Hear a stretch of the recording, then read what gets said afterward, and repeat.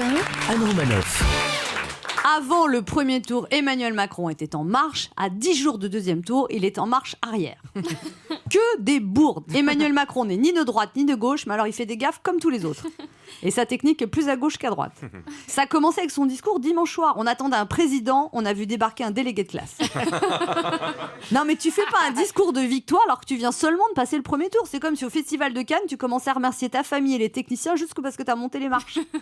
C'est là qu'on voit qu'Emmanuel Macron n'est pas expérimenté. Peut-être qu'il ne savait pas qu'il y avait un deuxième tour.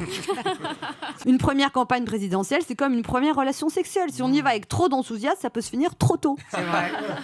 Pendant son discours, mais alors je m'attendais presque à ce que Jacques Martin débarque. Alors, mon bonhomme, elle est où ta maman? Et ta mamie? Et ton amoureuse? Pourtant, moi, je ne vois qu'une seule dame.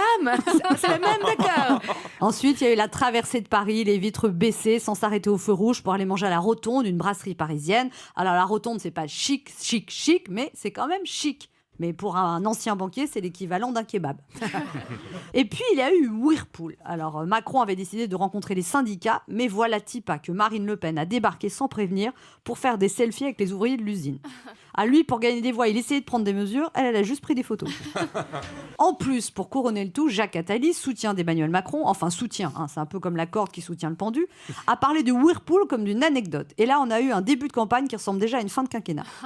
Alors, les électeurs de Mélenchon voient Macron comme le suppôt de la finance mondialisée, les électeurs de Fillon le voient, eux, comme Hollande relooké par Christina Cordula, et les électeurs de Jean Lassalle le voient, mais comprennent pas. Le problème, c'est que plus il y a de gens qui appellent à voter Macron, plus la blonde apparaît seule contre tous, et ça, c'est méconnaître l'esprit de contradiction des Français. Ah bah, puisque tout le monde est contre elle, moi je vais voter pour elle, hein. Bien fait pour leur gueule. Ah bah, puisque d'après les sondages, Macron va être élu, je vois pas pourquoi que je devrais aller voter. Et ouais, mais moi, est-ce que je dois voter Macron parce que je suis pas 100% d'accord avec lui, tu vois? Je suis contre Marine, mais je ne suis pas pour Macron. Est-ce que je dois voter pour en étant contre ou est-ce que je dois voter contre sans être pour? Une chose est sûre, les électeurs de la blonde, eux, ne s'abstiendront pas le 7 mai. Alors Emmanuel, s'il te plaît, dans les 10 jours qui restent, tu pouvais éviter de faire une gaffe par jour. Hein. Rappelle-toi Alain Juppé et François Fillon, même quand on a soi-disant un boulevard devant soi, on n'est jamais, mais alors jamais à l'abri d'une sortie de route. Europe 1, midi 30, Anne Romanoff.